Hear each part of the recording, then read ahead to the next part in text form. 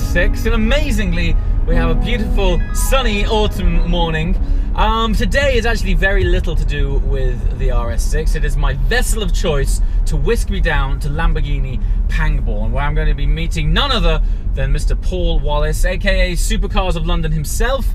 And we're going to dabble in some Lamborghini action. I have driven a few Aventadors. If you watch this channel regularly, you'll know that earlier on in the year, myself and Paul even drove the Aventador Super Veloce.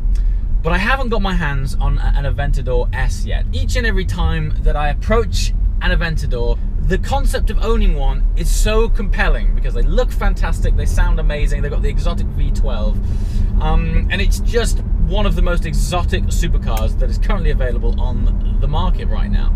But every time I've driven a standard Aventador, or should I say the first generation Aventador, and even the SV, I've never really been able to gel with the gearbox. It's always been a little bit clunky. However, I've been told by people who own the current generation Aventador S that Lamborghini have gone to a degree and augmented that gearbox somewhat, and that it's actually not that bad. So those people that I've spoken to, I respect and trust. In fact, one of them believed it so much that he went and bought one. So yes, we're going to head down now to Lamborghini Pangbourne and check out the Aventador S that they currently have in stock. Obviously take it for a test drive and see what this thing's all about. Let's hit it. All right. 97 because the car deserves it. It's been a while since I've filled this car up from almost empty. So let's just see what it takes to fill up the RS6 on your average British motorway. I say motorway because they're notoriously got you by the short and curlies, so they put up the price. So this might be a tad steep, but let's see how it goes.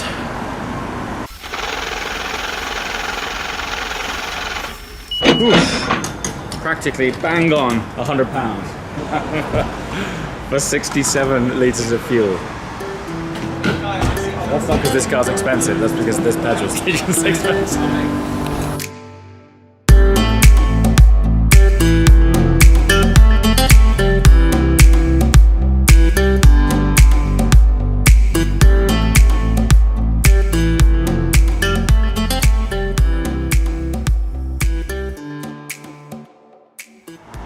Welcome to Lamborghini Pangbourne. It's the first time I've been here. Seen it online plenty of times. Let's go see where the...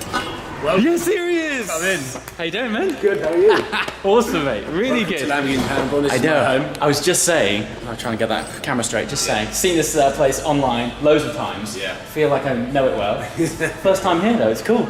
Is it bigger than you expected? Is it smaller than you expected? They've very... got so many cars. Funnily enough, on the drive down here, I saw 3 Lambos. Did you? 2 Aventadors and a matte black Huracan Spider. I saw nothing. Okay. Never mind. Cool.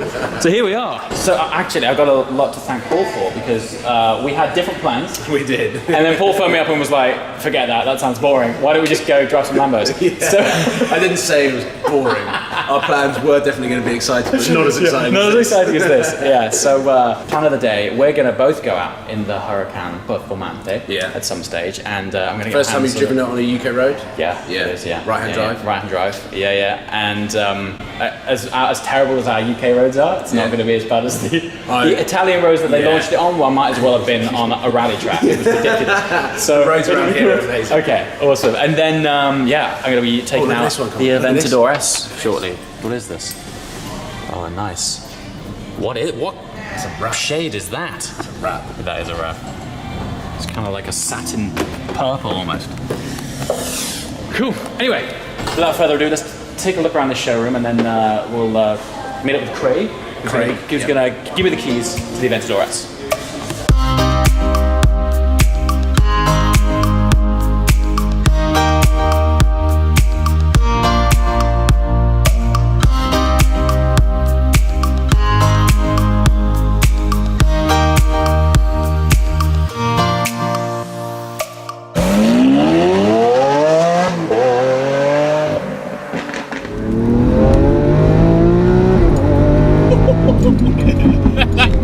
Gear shift is ridiculous. So just long right, just keep the power here, it's good. pickup is amazing. Oh, really good. It's got so much torque. Long left, speed's good. Just bring it, the power back into the end of the corner. It's beautiful. Gear shift just slams it home. Cool, so hello, this is Craig from Lamborghini Pangbourne, and today we have the pleasure of being in the new Lamborghini Aventador S. We picked one of the few sunny days that we've had in the last few weeks. Yeah, and so, you know, really I wanted to bring you guys my insight into what this thing feels like. If you follow the channel regularly, you'll know that my last Aventador experience was in the south of France with the Aventador SV. Now, I'd like to be able to, you know, think that it's going to be an interesting comparison between those two cars, but I have to say that the guy that lent me the keys to that car had changed the ride height of the car, he changed the camber of the wheels, and so I'm not entirely sure, you know, if it was an accurate representation of how the SV actually is. He was adamant that turn-in was better and it rode better, but I've been in this car all of 10 minutes, and I can categorically tell you that this is better. Yeah. It's a lot smoother. Now, what I'm really interested in and happy to see is that we have the ability to independently control the dampers, the gear shift, with the addition of the Ego setting. Yeah, and powertrain as well. Which basically allows for you to have the more hardcore settings from gear shift, exhaust sound. Does it have any impact on traction? Traction, definitely, yeah. So between sports and Corsa, sport is more rear drive biased. Wow. Corsa is more four-wheel drive biased. So, Ego for me is what I would call British B-road mode, where you want to have all of that theatre and drama, but you want the compliance of what would otherwise be Strada.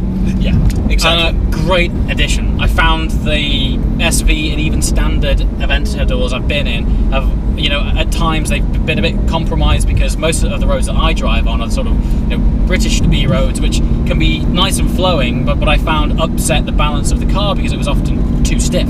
This mode's really nice, compliant, and soft. The biggest addition by far, though, which is making this car feel a lot smaller and agile and more agile than it is the addition of the rear wheel steer. Yeah. I didn't imagine that it would have as much of an impact as it actually has done on this car. It feels a much more dynamic drive, and for some reason it's making the car feel smaller. Now, I know that's ridiculous because same footprint, but the way this thing turns, for want of a better word, the whole thing feels more together. Do we have sounds to be heard? Let's go through in seconds. We have seconds. Second.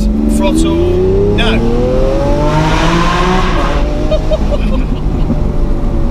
That's the noise we want to hear. I think of all brands, it doesn't matter what it is, it doesn't matter what exhaust you put on whichever car, there's no one does theatre like Lamborghini.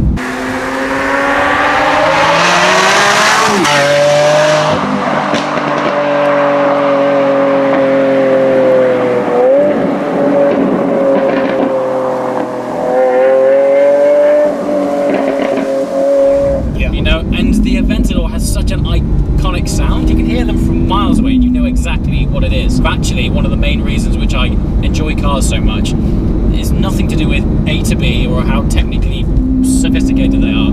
It's how much of a smile I get from them. I think Lamborghini do smiles better than anyone else. Yeah. Like, you know, all elements of practicality are completely out of the window. I was only looking around this earlier. It's such a big car, yet there's barely a space to put my phone. But as soon as you press your right foot, you don't care. It's the most delightful thing. Yeah. It's so full cool. of emotion. Yeah. So from your experience, obviously you're at the stages right now of getting clients which have had Aventadors and even Aventador SVs, and they're going into the Aventador S. Yep. What have you found is their sort of main reason for going there, rather than it just being the latest car? Have clients come along and gone, I'm really interested in it because of this or because of that? Yeah, I mean, I think initially with the new technology, the increase in horsepower, the adaptive ride is a big plus. I know they had it on the SV, but with the Ego setting in this car, it's great because you can customise it as you've just described. Yeah. I think one of the big plus points is that rear steering makes a huge difference. In my opinion, I think it's the best road driving Aventador they've done. your own turn manoeuvres are far easier when you're parking the car. Yes. But also at speed, you just feel a lot more confident. But there was a slight delay in the previous car because of its wheelbase was a lot longer. Yes. This car is a lot more sure-footed. It's amazing, isn't it? So it does feel, feels more compliant. Yeah. The gearbox itself, is that the same as in the SV? It is the same gearbox. I believe from 2011 till today, there's been 19 revisions of the gearbox, be it software and component change. So it has been revised. I feel the gearbox matches this car perfectly because it has to have a motion with a change, with that lovely V12. Sure. So your upshift, your downshift, it just feels fabulous. It works. So even though it's the same gearbox in terms of physical structure of the box, whether or not I'm imagining this or not, or if it's wishful thinking, but the gearbox in this feels smoother than it does in the SV. Yeah, I think maybe the SV is more of an aggressive change because of the type of car it is. Sure. Maybe engineered further into it, where this definitely feels more usable because this is a road, a road car. It's a supercar for the road. So I feel they've made it a lot more impressionable on people.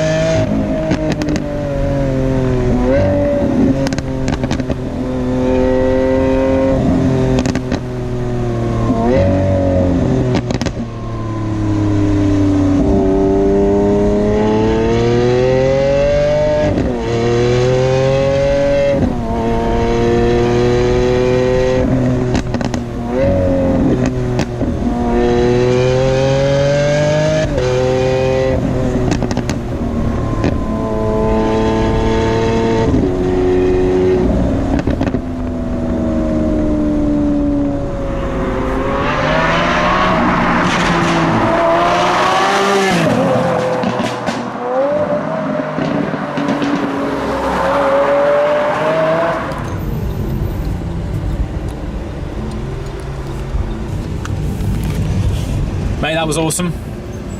Thank you so much. No problems. It's really great to experience it because I only like to talk about cars that I've actually driven and experienced firsthand rather than just guessing.